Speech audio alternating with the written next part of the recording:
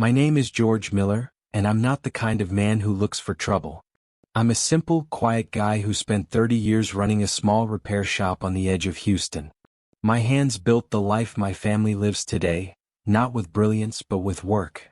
So when my son Andrew told me he was getting married to Samantha, I was genuinely happy. She seemed polished, educated, confident. I thought she'd be the kind of woman who'd push him to aim higher. I never imagined that one day she'd look me in the eye and call me a loser in front of 200 people. It started subtly, the way most disrespect does. At family dinners, she'd mention her father's law firm, her mother's connections. When she asked what I did, I told her proudly, I fix things, cars, machines, anything that runs. She smiled and said, "Oh, that's nice.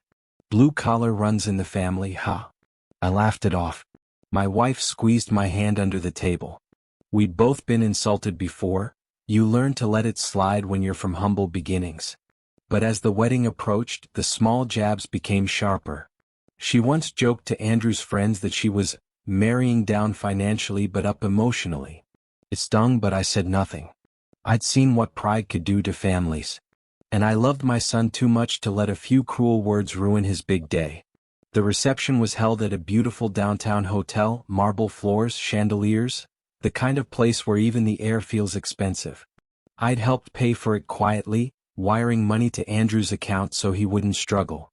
He never told Samantha. I didn't want her to feel indebted. That night after the ceremony, people danced, laughed, and toasted to love. I was sitting at the father's table when one of Samantha's co-workers, young, loud, a little drunk, came over and asked, "So, what line of business are you in, Mr. Miller?" Before I could answer, Samantha cut in with a grin that was sharper than glass. "Oh, he's not in business," she said. "He's a mechanic.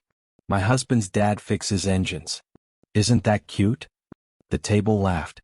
It wasn't a friendly laugh. It was the kind of laugh that slices through your chest. I stood there holding my champagne glass, trying not to show how much it burned. Andrew froze. He didn't know what to say. And for the first time in my life, I saw a small piece of shame flicker across my son's face. Shame for me. That hurt more than anything.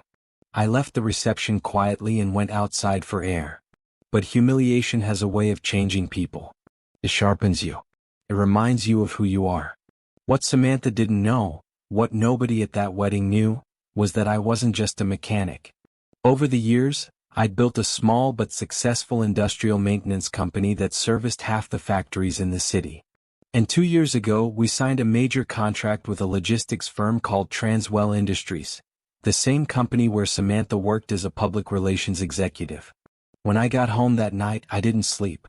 I opened my files, reviewed the contracts, and made a call to a close friend, the CEO of Transwell. I didn't ask him to fire her.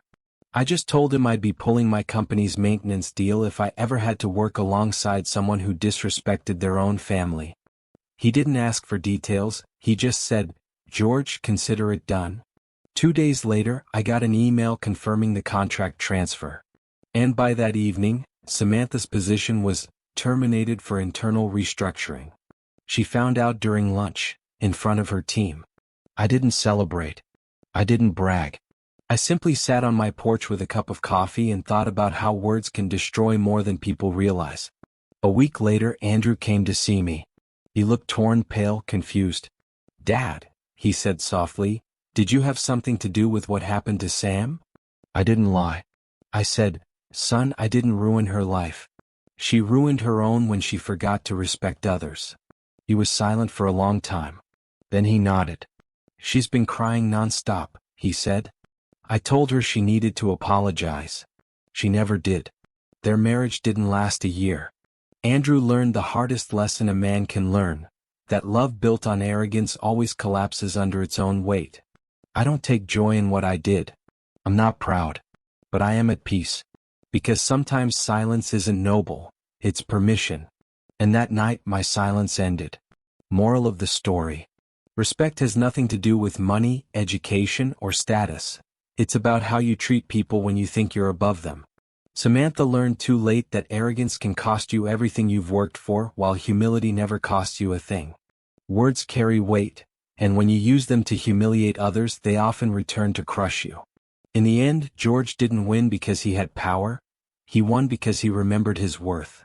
If you enjoyed this story, don't forget to like, share, and subscribe for more emotional and powerful stories about life, family, and justice.